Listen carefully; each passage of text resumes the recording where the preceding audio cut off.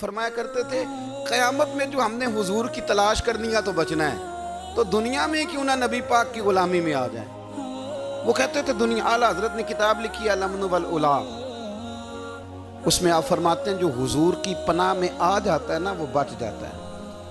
اللہ کرے آپ کو سمجھ آئے میری بات کی۔ جو حضور کی پناہ میں آ جاتا ہے، وہ جو دنیا دار رہتا ہے، مالدار رہتا ہے، حضور کی پناہ میں نہیں آتا وہ بے سکون رہتا ہے۔ فرماتے ہیں یہاں دنیا میں بھی حضور کی پناہ میں آ جاؤ، آج لے ان کی پناہ۔ اور آج دلیل آپ نے ابن ماجہ کی حدیث لکھی ہے، حضرت تمیم داری حدیث کے راوی ہیں، اعلیٰ حضرت نے لکھی ہے، فرماتے ہیں جو حضور کی پناہ میں آیا بچ گیا۔ دلیل دیتے ہیں، فرمایا انسان تو انسان، جانور بھی آتے تھے تو بچ جاتے تھے۔ حضرت تمیم داری رضی اللہ تعالیٰ عنہ فرماتے ہیں کہ ہم کھڑے تھے، ایک اونٹ دوڑتا ہوا آیا، نبی کریم صلی اللہ علیہ وسلم کے پہلے اس نے قدموں پہ سجدے کیے۔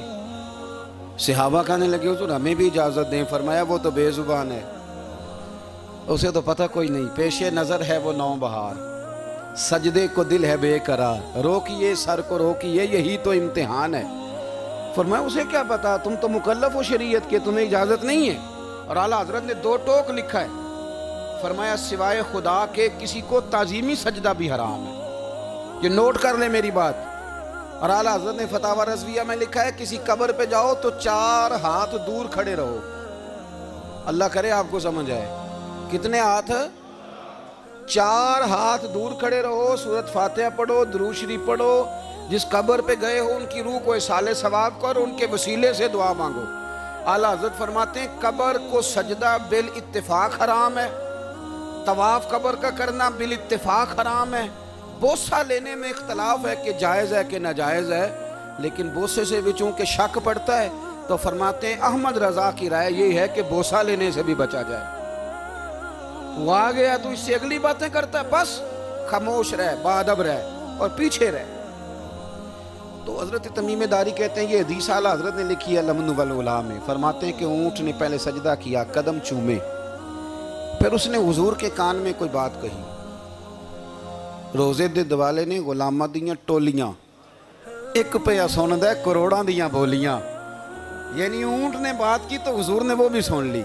اعلیٰ حضرت کہتے ہیں جو پناہ میں آتا ہے بچ جاتا ہے۔ کہتے ہیں رسول کریم نے نا اونٹ کی پشت پہ ہاتھ پھیرا اور اللہ کے محبوب فرمانے لگے فکر نہ کر، اب تو آ گیا ہے نا تو جیسے تو کہے گا ویسے ہی ہو جائے گا، جیسے تو کہے گا ویسے ہی۔ ابن ماجہ میں موجود ہے، پر میں چونکہ فاضل بریلوی رحمت اللہ علیہ کی کتاب سے پیش کر رہا ہوں الامن والعلا سے، تو میں اسی انداز میں پیش کر رہا ہوں جس انداز میں وہاں ہے۔ حضرت تمیم داری کہتے ہیں کہ ہماری سمجھ میں بات کوئی نہ آئی، تھوڑی دیر گزری تو کچھ لوگوں نے ہاتھوں میں رسیاں پکڑی ہیں، خنجر پکڑے ہیں، دوڑے آئے، یا رسول اللہ یہ ہمارا اونٹ ہے۔ حضرت تمیم داری کہتے ہیں میں نے دیکھا کہ جب وہ آ گئے نا خنجر لے کے تو اونٹ حضور کے پیچھے چھپ گیا۔ آج لے ان کی پناہ، آج مدد مانگ ان سے، وہ حضور کے پیچھے چھپ گیا۔ تو کہتے ہیں کہ نبی کریم صلی اللہ تعالیٰ علیہ وسلم نے فرمایا کیا مسئلہ ہے بھائی؟ یا رسول اللہ ہمارا اونٹ ہے، ذبح کرنے لگے تھے دوڑ آیا ہے۔ تو حضور فرمانے لگے وہ تو تمہاری شکایت کر رہا ہے۔ وہ کہتا ہے یا رسول اللہ میں نے برسوں ان کی نوکری کی، برسوں میں نے بڑی نوکری کی۔ صحیح کہتا ہے یا رسول اللہ؟ ٹھیک کہتا ہے حضور، اب بوڑھا ہو گیا ہوں، تھوڑا زیادہ بوجھ نہیں اٹھا سکتا، تو مجھے ذبح کر کے کھانا چاہتے ہیں، میں مرنا نہیں چاہتا۔ نبی کریم فرمانے لگے اچھے لوگ یہ صلہ دیتے ہیں؟ انہوں نے عرض کی حضور آپ حکم کر دیں، ہم اس کو چھوڑ دیتے ہیں یا رسول اللہ، نہیں ذبح کریں گے، خدمت کریں گے۔ حضور فرمانے لگے نہیں، اب میرے پاس آیا ہے نا، اب میں نے واپس نہیں کرنا، آج ہو گیا ہے، آج لے ان کی پناہ، آج مدد مانگ ان سے، آج ہو گیا یا رسول اللہ پھر رکھ لیں۔ حضور نے فرمایا نہیں بھائی پیسے بتاؤ کتنے؟ یا رسول اللہ نہیں نہیں کچھ نہیں۔ نبی کریم علیہ السلام نے فرمایا نہیں، بتاؤ کتنے، بتاؤ کتنے؟ انہوں نے کہا حضور ایک دفعہ ریٹ لگایا تھا تو 100 دینار لگا تھا۔ حضور نے فرمایا بلال دے دو 100 دینار، 100 دینار دے دیا۔ اعلیٰ حضرت فرماتے ہیں دیکھو ان کی پناہ میں آنے کی برکتیں کتنی ہیں۔ ان سے کہا تم جاؤ، وہ چلے گئے۔ حضور نے پشت پہ ہاتھ پھیرا، فرمایا جا تو آزاد ہے۔ حضرت تمیم داری کہتے ہیں وہ پہلے گیا پھر پلٹ کے آیا، اس نے نبی پاک کے کان میں کو بات کی، کئی باتیں کی، پر میں ایک بات کرتا ہوں، کئی باتیں کی، ایک بات کی تو حضور رو پڑے۔ اونٹ چلا گیا. ہم نے عرض کی حضور یہ کیا کہہ گیا ہے؟ تو محبوب فرمانے لگے یہ کہہ گیا یا رسول اللہ جس طرح آپ نے مجھے چھری سے بچایا ہے میں دعا کرتا ہوں اللہ آپ کی امت کو جہنم سے محفوظ فرمائے. اللہ جہنم سے بچائے آپ کی امت کو، اس طرح مجھے چھری سے آپ نے محفوظ کیا. اعلیٰ حضرت فرماتے ہیں کن چکروں میں پڑے ہوئے ہو؟ کن چکروں میں؟ پیسوں کی پناہ لیتے ہو، عہدوں کے پیچھے چھپتے ہو، دولت کے پیچھے چھپتے ہو، تعلقات کے پیچھے چھپتے ہو. فرمایا مصیبت آئے گی تو یہ سارے ہٹ جائیں گے. اگر پناہ لینی ہے تو مدینے والے محبوب کی پناہ لو، دروازہ رسول پہ آؤ، نبی کریم کی بارگاہ میں جھکو، حضور سے پیار کرو. اعلیٰ حضرت فرماتے ہیں محبوب کا ادب کرو، رسول اللہ کی غلامی کرو. فرماتے ہیں پھر کے گلی گلی تباہ، ٹھوکریں سب کی کھائیں کیوں، دل کو جو عقل دے خدا تو تیری گلی سے جائے کیوں. اور فرمانے لگے جان ہے عشق مصطفیٰ روز فزوں کرے خدا، جس کو ہو درد کا مزہ وہ ناز دوا اٹھائے کیوں. جس کو ہو درد کا مزہ وہ ناز دوا اٹھائے کیوں. انہوں نے محبوب کریم کی محبت کا پیغام دیا. صحابہ کی محبت کا، بولیے، صحابہ کی محبت کا پوری کتاب لکھی حضرت صدیق اکبر جناب عمر کے فضائل پر. اور مزے کی بات یہ ہے کہ اعلیٰ حضرت نے نا اردو شاعروں میں سے کسی کو توفیق نہیں ہوئی حضور کو شہنشاہ کہنے کی. اعلیٰ حضرت نے کہا میرے نبی شہنشاہ ہیں. دلیل کیا دی؟ فرمانے لگے پڑھو ترمذی. حضور نے فرمایا میرے 2 وزیر زمینوں میں ہیں 2 آسمانوں میں. زمین کے 2 وزیروں کے نام ابو بکر اور عمر ہیں، آسمان کے 2 وزیر ہیں جبریل اور میکائیل. اعلیٰ حضرت کہنے لگے حضور وزیر تو کسی شہنشاہ کے ہی ہوتے ہیں، پھر کہہ لو نا شہنشاہ. تو پھر فرمانے لگے حاجیو آؤ شہنشاہ کا روضہ دیکھو، حاجیو آؤ شہنشاہ کا روضہ دیکھو. کعبہ تو دیکھ چکے اب کعبے کا بھی کعبہ دیکھو، کعبہ تو دیکھ چکے اب کعبے کا بھی. غور سے سن تو رضا کعبے سے بھی آتی ہے صدا، میری آنکھوں سے میرے پیارے کا روضہ دیکھو. اعلیٰ حضرت نے ساری زندگی اور صحابہ کرام کی بات کی، اہل بیت کی بات کی، اولیاء کی بات کی، صوفیاء کی بات کی، دفاع کیا سب کا، سب کے شانوں میں لکھا، امت کو بتلایا کہ اپنے بزرگوں سے جڑے رہو گے تو بچے رہو گے. اعلیٰ حضرت نے طنز کرنے سے، تنقید کرنے سے، بلا وجہ غلطیاں نکالنے سے اور ایک دوسرے پر لان تان کرنے سے ہمیں بچنے کو کہا. اعلیٰ حضرت فرماتے ہیں کوئی علم اگر آ جائے نا تو اس کا معنی یہ نہیں کہ سب کو جاہل سمجھ لینا چاہیے. سمجھ آ رہی ہے میری بات کی؟ ہم جس شعبے میں بھی ہوتے ہیں نا سامنے والے کو ان پڑھ ہی سمجھتے ہیں. مولویوں کے بارے میں بعض لوگوں کا خیال ہے کہ یہ پتہ نہیں کون سی مخلوق ہے، ان کو کیا پتہ دنیا داری کا.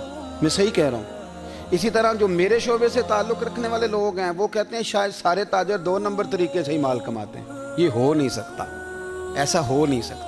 ہمیں نا دوسروں کی اہمیت کی خبر رکھنی چاہیے. ہم ایک دوسرے سے پیار، ہم طنز کرتے ہیں، تنقید کرتے ہیں. فاضل بریلوی منع کرتے تھے. آپ فرماتے ہیں یہ طریقہ درست. ہم جب غلطیاں نکالنے پہ جاتے ہیں تو معاذ اللہ اتنا اوپر بن جاتے ہیں کہ معاذ اللہ ثم معاذ اللہ اللہ رسول تک پہنچ جاتے ہیں. اعلیٰ حضرت کے زمانے میں ایک شخص نے کہہ دیا نبی پاک کا خیال آئے تو نماز ٹوٹ جاتی. عقل ہے نا جی، جہاں مرضی لے جاؤ. وہ کہنے لگا جی میں نے خالص اللہ کے لیے پڑھنی ہے نا فلسفہ عجیب. نبی پاک کا خیال آئے تو نماز ہے. اعلیٰ حضرت فرمانے لگے تو بڑا ہی پاگل ہے. جب تو کہے گا السلام علیکہ ایھا النبی، خیال آئے گا کہ نہیں؟ فرمانے لگے تو بڑا ہی نادان ہے. جب تو کہے گا اللہم صلی علی محمد وعلی، خیال آیا کہ نہیں آیا؟ فرمانے لگے تو نبی پاک کی بات کرتا ہے، نماز میں تو ابا اماں کا بھی خیال آتا ہے. ربنا اغفر لی والی والدیہ. فرمانے لگے ربے کے خیال سے نہیں ٹوٹتی تو مدینے والے کے خیال سے کیسے ٹوٹ گئی؟ فرمانے لگے بڑا ہی بیوقوف ہے تو. اعلیٰ حضرت فرمانے لگے تو کہتے ہیں حضور کا خیال آئے تو ٹوٹ جاتی ہے. فرمانے لگے جب تک حضور کا خیال آئے نہ نماز ہوتی ہی نہیں. جب تک حضور کا خیال نہ آئے نماز ہوتی ہی نہیں، سوال ہی نہیں پیدا ہوتا. لوگوں نے کہا جناب وہ کس طرح؟ تو اعلیٰ حضرت فرمانے لگے اللہ نے کہا قرآن میں واقعی الصلاۃ، نماز پڑھو.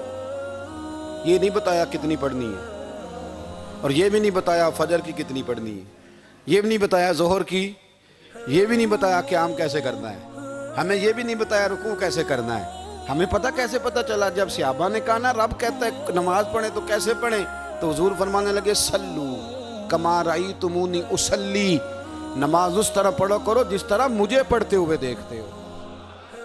تو کہا یہ تو کیسی عجیب بات کر رہا ہے کہ نبی کریم صلی اللہ علیہ وسلم کا خیال آئے۔ اور پھر بڑی مزیدار بات، ایک شخص نے اعلیٰ حضرت سے آ کے نا، اس زمانے میں نا ایک آریہ مذہب ہوتا تھا، اب اللہ کا شکر ہے وہ کوئی نہیں، اب ویسے جو بڑے نئے نئے مذہب نکل آئے ہیں، جو آدمی جتنا پڑھ جاتا ہے معاذ اللہ وہ ایک نئی بات ہی شروع کر دیتا ہے، اور جو انوکھی بات کرے اس کے پیچھے رش بھی زیادہ ہو جاتا ہے، سٹائل ذرا ہٹ کے ہو نا جی تو ذرا ماحول جلدی بن جاتا ہے۔ تو وہ آریہ مذہب تھا، تو وہ ایک آریہ آ گیا اعلیٰ حضرت کے پاس، آ کے کہنے لگا کہ فرض کی اہمیت زیادہ ہے کہ سنت کی؟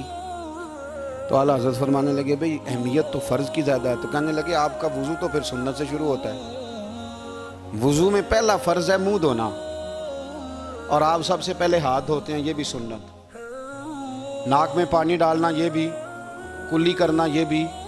میری بات کی سمجھ آ رہی ہے؟ اس نے کہا یہ آپ عجیب لوگ ہیں، فرض اگر بڑا ہے تو پہلے فرض ہونا چاہیے تھا۔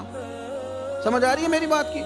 لوگ دین پر بڑے بڑے مختلف اعتراضات کرتے ہیں نا، اس نے کہا جی پہلے ہونا چاہیے تھا فرض، تو منہ دھونا فرض ہے، آپ نے گھٹنوں تک ہاتھ دھوئے، اب یہ جو آپ نے ہاتھ دھو یہ بھی سنت، کلی کری تو وہ بھی سنت، ناک میں پانی ڈالا تو وہ بھی سنت، تو آپ تو چوتھے نمبر پہ فرض ادا کر رہے۔ تو اعلیٰ حضرت فرمانے لگے تم اصل میں محبوب کا غلام نہیں نا، ہاں تجھے کیا پتا ہو یہ بات کیا ہے، تو بیٹھ جا ہم سے سن، ہم تجھے بتاتے ہیں۔ اس نے کہا جی کیا مطلب؟ فرمانے لگے یہ محبوب جو ہے نا ہمارے، یہ ہمیں بڑی جگہوں سے بچاتے ہیں، یہ بچا بچا کے فرائض تک لے جاتے ہیں۔ کیا مطلب؟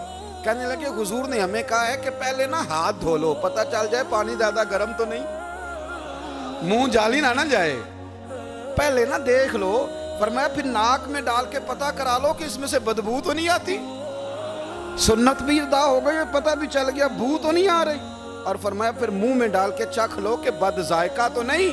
اب یہ 3 سنتیں ادا کر کے تم فرض ادا کرو گے تو اللہ بھی راضی ہوگا، اللہ کے رسول بھی راضی ہوگا۔